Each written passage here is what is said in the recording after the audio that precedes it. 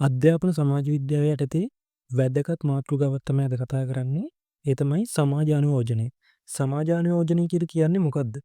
සමාජානුයෝජනය කියලා කියන්නේ සරලවම කිව්වොත් සමාජයට අනුව පුද්ගලයෙක් අනුවර්තනය වීම. සමාජයට අනුව පුද්ගලයෙක් හැඩගැසීම කියන එක තමයි සරලවම කෙටියෙන් සමාජානුයෝජනය කියලා කිව්වොත්. මෙන්න මේ සමාජානුයෝජනයට විවිධ නිර්වචන ඉදිරිපත් කරලා තියෙනවා. අපි ඊළඟට කතා කරමු සමාජානුයෝජනයේ ක්‍රමශිල්ප කියන්නේ මොනවද? සමාජානුයෝජනයේ ක්‍රමශිල්ප කියලා කියන්නේ පුද්ගලයෙක් සමාජයට අනුව අනුවර්තනය වීමේදී සමාජය විසින්ම උපයෝගී කරගන්න ක්‍රම. සමාජයට අනුවර්තනය වීමේ පුද්ගලයෙක් සමාජය විසින්ම යොදාගත් උපක්‍රම තමයි මේ සමාජානුයෝජනයේ ක්‍රමශිල්ප කියලා කියන්නේ. පළවෙනි එක තමයි ත්‍යාග සහ දඬුවම්. ත්‍යාග සහ දඬුවම් කියලා කියන්නේ ප්‍රශංසා කිරීම, දැන් ළමයෙක් හොඳ දෙයක් කිරීමේදී ඔවුන් ප්‍රශංසා කිරීම, ත්‍යාග ලබා දීම, දැන්වීම පූර්වක නම ප්‍රදර්ශනය කියලා ඔහු අගය කිරීම, ඒ වගේ දේවල්. දඬුවම් කිරීම. වැරදි දෙයකදී ඔවුන්ට දඬුවම් කරලා ඔවුන්ට හොඳ නරක කියලා දීම තමයි දඬුවම් කිරීම. ඊළඟ එක තමයි උපදේශනීය සහ ඉගැන්වීම. උපදේශනීය සහ ඉගැන්වීම මගින් කෙරෙන්නේ ළමයාට හොඳ දේ මොකද්ද, නරක දේ මොකද්ද සමාජයේ කියලා ඔවුන්ට හදා දෙන එක තමයි උපදේශනීය සහ ඉගැන්වීමේදී වෙන්නේ. මේ වගේ ක්‍රමශිල්ප ගොඩාක් තියෙනවා සමාජානුයෝජනයේ ක්‍රමශිල්ප යටතේ.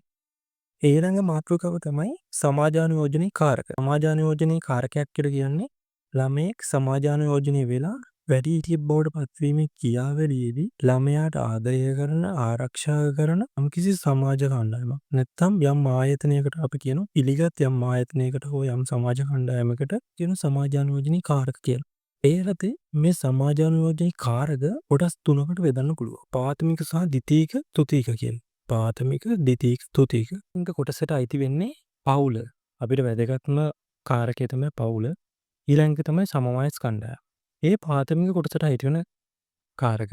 කොටසට අයිති වෙන්නේ පාසල, ආගමික ආයතන, වැඩිහිටි සමාජය, ඒ වගේ ඊළඟ එක තමයි තෘතීයික.